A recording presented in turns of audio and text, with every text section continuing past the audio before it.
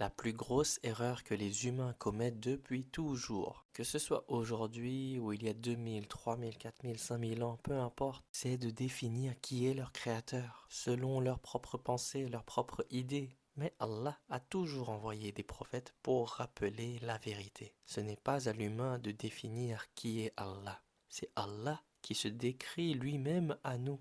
Lorsque l'humain essaie de limiter Allah, eh bien il tombe dans l'erreur. Il s'éloigne de la vérité. Même si notre imagination semble vaste, semble grande, Allah nous rappelle que c'est lui qui est Akbar. Ça veut dire que Allah est plus grand que tout.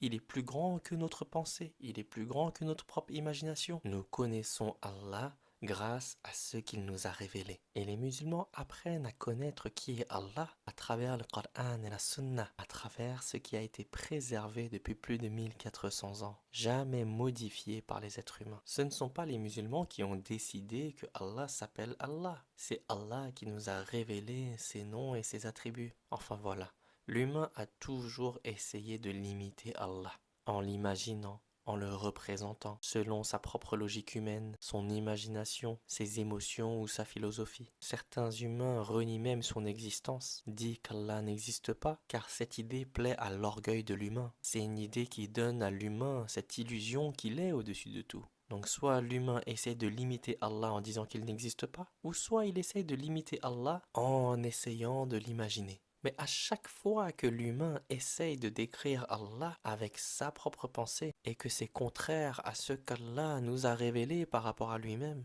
eh bien il tombe dans l'égarement. Il s'éloigne de la vérité. L'humain réduit Allah dans sa tête et dans son cœur à quelque chose de créé, d'imparfait, d'imaginé, de limité. Mais ce n'est pas la vérité.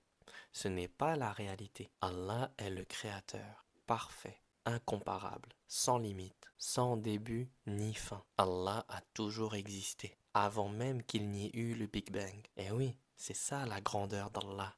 Elle dépasse notre imagination. La révélation du Coran est venue rétablir la vérité, nous rappeler de ce qui est vrai, pour qu'on puisse distinguer le vrai du faux, pas selon nous-mêmes, mais selon ce que Allah lui-même a révélé. Car comme je l'ai dit au début de la vidéo, l'humain a toujours eu tendance à attribuer à Allah les caractéristiques de la création. Et c'est pour ça qu'Allah, pour nous remettre sur le droit chemin, le chemin de la vérité, il nous a rappelé les caractéristiques du Créateur, ce qui différencie le Créateur de la création. L'humain a toujours essayé de lui donner une forme, des statues, des incarnations, des images, des mythologies. L'humain a toujours essayé de le placer dans un lieu, même en disant qu'il est partout. Mais ça, c'est une erreur. Allah nous a indiqué où est-ce qu'il est.